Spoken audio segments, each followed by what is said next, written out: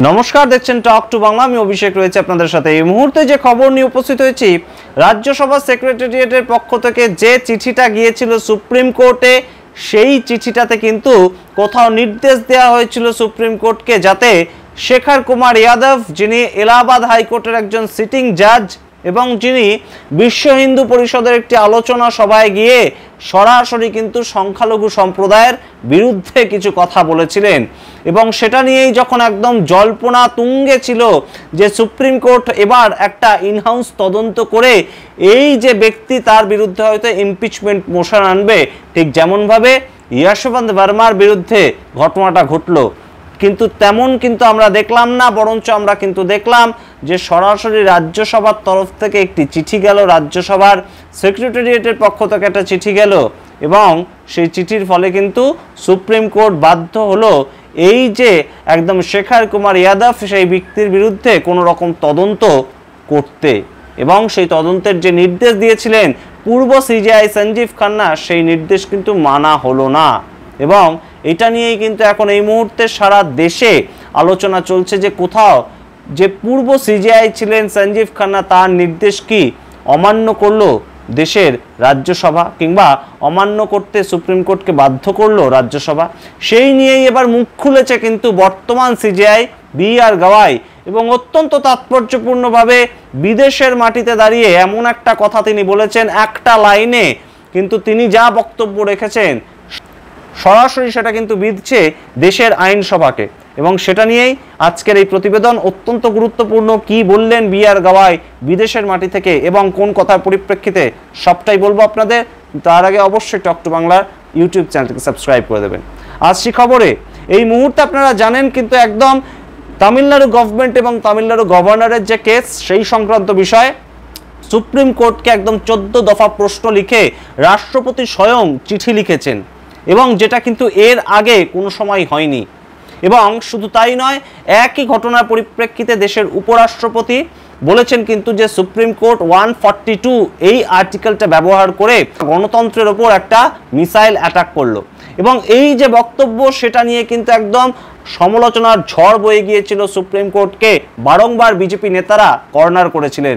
তার মাঝখানেই এবার যে ঘটনাটা ঘটলো সেটা কিন্তু আরো গুরুতর, তার কারণ বিশ্ব হিন্দু পরিষদ তাদের একটি আলোচনা সভায় গিয়েছিলেন শেখর কুমার যাদব, এলাহাবাদ হাইকোর্টের একজন সিটিং জাজ, এবং তিনি সেখানে গিয়ে সংখ্যালঘু সম্প্রদায়ের বিরুদ্ধাচরণ করে কিছু মন্তব্য করেন, এমনই কিন্তু ওঠে অভিযোগ। এবং তার যে ভিডিওটা ভাইরাল হয়েছিল সেখানে কোট আনকোট কাটমুল্লা বলে কিন্তু তিনি একদম উদ্ধৃত করেছিলেন মুসলিম সম্প্রদায়কে, যেটা নিয়েই কিন্তু আরও তীব্র হয় আন্দোলন, এবং বিভিন্ন সমাজ থেকে কিন্তু একদম এই দাবি ওঠে যে এই ব্যক্তির উদ্দেশ্যে কোনো না কোনো ব্যবস্থা নিতে হবে। কিন্তু তিনি যেহেতু সিটিং জাজ, তার বিরুদ্ধে পুলিশি তদন্ত কিন্তু হতে পারে না ভারতের সংবিধান অনুযায়ী। ঠিক যেমনভাবে আমরা দেখেছিলাম যে দিল্লি হাইকোর্টের যশবন্ত বর্মার বিরুদ্ধেও কিন্তু কোনো এফআইআর রেজিস্টার কেউ করতে পারেননি, এবং সেই ক্ষেত্রে বার কাউন্সিল অফ ইন্ডিয়ার তরফ থেকেই কিন্তু একদম সরাসরি একটা প্রস্তাব উঠেছিল প্রাক্তন সিজিআই যিনি ছিলেন সঞ্জীব খান্না, তার কাছে, যে এই মুহূর্তে তার বিরুদ্ধে অর্থাৎ শেখর কুমার যাদবের এই সামগ্রিক ভিডিওর বিরুদ্ধে কিংবা তার যে বলা মন্তব্যের বিরুদ্ধে একটা ইন হাউস এনকোয়ারি সেটা বসানো হোক। যেরকমই আমরা দেখেছিলাম কিন্তু একদম যশবন্ত বর্মার বিরুদ্ধে একটা ইন হাউস এনকোয়ারির নির্দেশ দিয়েছিলেন সঞ্জীব খান্না, এবং সেই ইন হাউস এনকোয়ারি হয়েও ছিল, এবং তার রিপোর্ট আসার পর সঞ্জীব খান্না সরাসরি ইমপিচমেন্টের প্রস্তাব জানিয়ে কিন্তু দেশের প্রধানমন্ত্রী এবং রাষ্ট্রপতিকে চিঠি লেখেন। হয়তো সেই ইমপিচমেন্টের প্রস্তাব আনাও হবে সামনের এই বাধল অধিবেশনে 21শে জুলাই থেকে, যেটা শুরু হবে। এবং সেই রকমভাবেই কিন্তু একটা ইনহাউস তদন্তের একটা প্রেক্ষাপট তৈরি হয়েছিল, এবং যে নির্দেশটা কিন্তু প্রাক্তন সিজিআই দিয়েছিলেন। কিন্তু এবার আমরা দেখলাম প্রাক্তন সিজিআই রিটায়ার করে গেছেন এবং বর্তমান সিজিআই বি.আর. গাওয়াই এসেছেন, কিন্তু তারপরেও এই যে নির্দেশ সেটা তো ফলপ্রসূ হতোই। কিন্তু তার আগে কিন্তু রাজ্যসভা সেক্রেটারিয়েটের পক্ষ থেকে একটা লেটার রিসিভ করলো সুপ্রিম কোর্ট, যেখানে কিন্তু সরাসরি এই শেখর কুমার যাদব, যিনি এলাহাবাদ হাইকোর্টের একজন জাজ এখনো পর্যন্ত রয়েছেন, তার বিরুদ্ধে কোনো রকম স্টেপ নিতে সুপ্রিম কোর্টকে বারণ করলো রাজ্যসভার এই সেক্রেটারিয়েটের চিঠি, এবং সেই অনুযায়ী সুপ্রিম কোর্ট আপাতত কিন্তু তেমন কোনো অ্যাকশন আর নিচ্ছে না, তেমনই কিন্তু খবর সূত্র মারফত। এবং এই মুহূর্তে সেটা নিয়েই কিন্তু একদম সরাসরি বিদেশের মাটিতে দাঁড়িয়ে বি.আর. গাওয়াই যে কথাটা বললেন প্রধান বিচারপতি হিসেবে অত্যন্ত তাৎপর্যপূর্ণ। তিনি বলছেন যে যখন কোনো আইনসভা ভারতবর্ষে কোনো না কোনো জায়গায় ফেল করে, একদম কোট আনকোট বলেছেন তিনি, আইনসভা যদি ফেল করে তাহলে সেই ক্ষেত্রে হস্তক্ষেপ করতে হয় ভারতের আইন ব্যবস্থাকে, অর্থাৎ একদম সুপ্রিম কোর্টকে।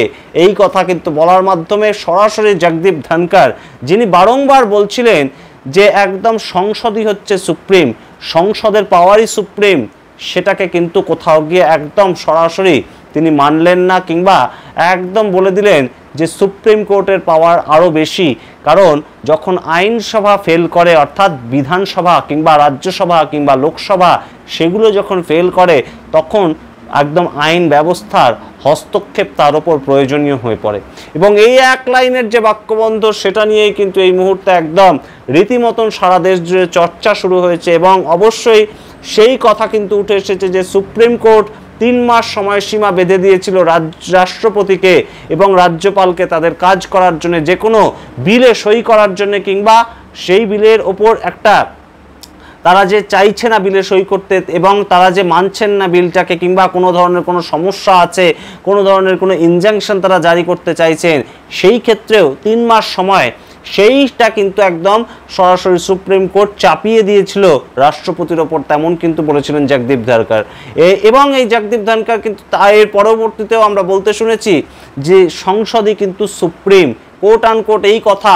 তার পরিপ্রেক্ষিতে সিজেআই বি.আর. গাওয়াই যে কথাটা বললেন যে কোনো ধরনের কোনো আইনসভা যখন দেশে ফেল করে তখন আইন ব্যবস্থার হস্তক্ষেপ অত্যন্ত প্রয়োজনীয়, তার মাধ্যমে কিন্তু এই মুহূর্তে সামগ্রিক যেই ঘটনা তার একটা বিরোধিতা করলেন বলেই মনে করছে দেশের ওয়াকিবহাল মহল। আপনারা কি মনে করছেন এই মুহূর্তে সুপ্রিম কোর্ট এবং দেশের সংসদ, কিংবা সুপ্রিম কোর্ট এবং দেশের শাসক দল, তাদের মধ্যে যে দূরত্বটা তৈরি হয়েছে এই ঘটনার পরিপ্রেক্ষিতে সেই দূরত্বটাকে আরও বাড়লো? এবং অবশ্যই বি.আর. গাওয়াই ঠিক যেভাবে ওয়াকফ অ্যামেন্ডমেন্ট বিল সংক্রান্ত মামলাটা শুনেছেন, এবং একটা সম্ভাবনা রয়েছে কিন্তু যে ওয়াকফ অ্যামেন্ডমেন্ট বিল 2025 সালে যেটা পাস হয়েছে সংসদে, তার ওপর একটা স্টে আসতে পারে যখন গরমের ছুটি খুলবে সুপ্রিম কোর্টে 13ই জুলাইয়ের পর, তখন ঠিক সেই পদ্ধতিতে এই মুহূর্তে বি.আর. গাওয়াই যে কথাটা বললেন, এই মুহূর্তে একদম সরাসরি আইনসভা ফেল হওয়ার একটা কথা কেন বললেন বি.আর. গাওয়াই, সেটা কি কোথাও এই ঘটনার সঙ্গে রিলেটেড? এবং বি.আর. গাওয়াই কি ফিরে এসে আবারও নির্দেশ দিতে পারেন শেখর কুমার যাদবের যে ইনহাউস তদন্তটা সেটা আবার যাতে চালু করা হয়, নাকি একদম রাজ্যসভা সেক্রেটারিয়েটের চিঠি সেই শর্ত অনুযায়ী তিনি চলবেন? কি মনে করছেন আপনারা অবশ্যই কমেন্ট বক্সে কমেন্ট করে জানান। এবং এই যে তদন্তের নির্দেশ বন্ধ করে দেওয়া হলো, সেটা কতটা গণতন্ত্রের পক্ষে ক্ষতি হলো? অবশ্যই আপনাদের মতামত গুরুত্বপূর্ণ। দেখতে থাকুন টক টু বাংলা। প্রত্যেকটা ভিডিও লাইক, কমেন্ট, শেয়ার করে অবশ্যই চ্যানেলটিকে সাবস্ক্রাইব করে দিন। ধন্যবাদ।